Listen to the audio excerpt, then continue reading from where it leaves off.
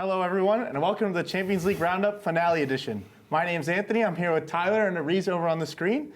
And today we're going to get into the Champions League semifinals and the final. Let's start off with Dortmund versus PSG. Tyler, what's your thoughts? Well, my thoughts is that it was a great game. I honestly thought PSG was the stronger team going into it. But deep down, I wanted Dortmund to win. I want to see that Bellingham versus old team in the final. And it looks like we're going to see that now. That game was hard fought. I thought Kobel played great. He had a lot of shots on him. It was deeper than that, though. So I think we should send it over to our girl, Ariz, for some stats. Thanks, Anthony. So Dortmund's keeper, Kobel, had a great game with PSG. The stats on shots is 30 shots on goal for PSG, and 5 of those were on target. 7 shots on goal for Dortmund, and 3 of them were on target. So I just want to say 30 shots is crazy. I don't understand how they didn't win this game, but Dortmund definitely deserved to win this one. So back to you guys. So I want to emphasize on the wing play in this game.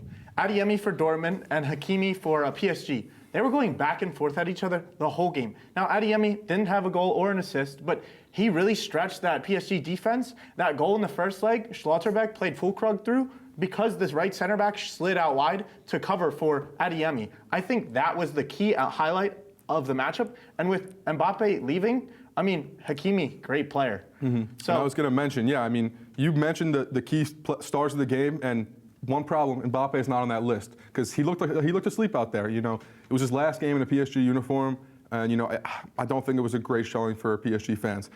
Fortunately for them, they have Hakimi, who played great, was one of the stars of the game, and this kid had a great showing at the World Cup. Looks like he's going to have a bright future at PSG. Exactly. And on to the other game, Madrid versus Bayern. One thing we have to talk about, Bayern's up. They're winning the game, and they choose to sub off Harry Kane. Why would you make that decision? When you are playing a team like Real Madrid that can score at any moment. I mean, it's just you take off your striker. If Real Madrid does tie it up, you're now going to go to extra time without your best striker. Mm-hmm. And then we have to talk about the controversial offsides call, Tyler. Yeah, they are a different team without Harry Kane.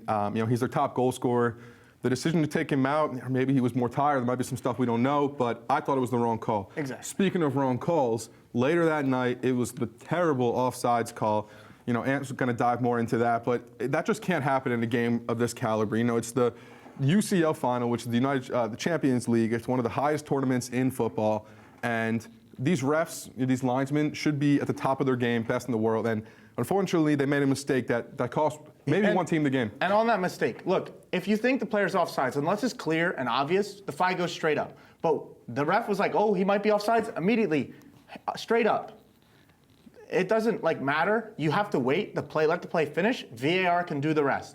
But more on that game with the stats, we have Ariz.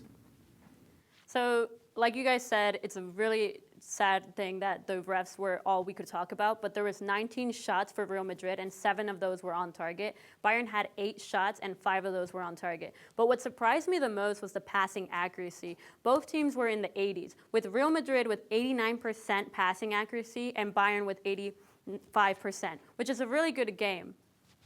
So back to us over here. We're going to go finals predictions. Bellingham is back. He's playing at Wembley against his former team in Dortmund. But I said Real Madrid 2 weeks ago. I think it's going to be Real Madrid winning it all. Tyler?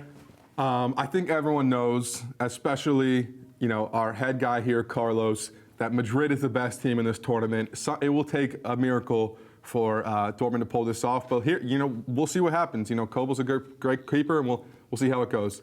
So on to volleyball. Our intramural team played, and we have that with Tyler Smith filmed that for us. Thank you.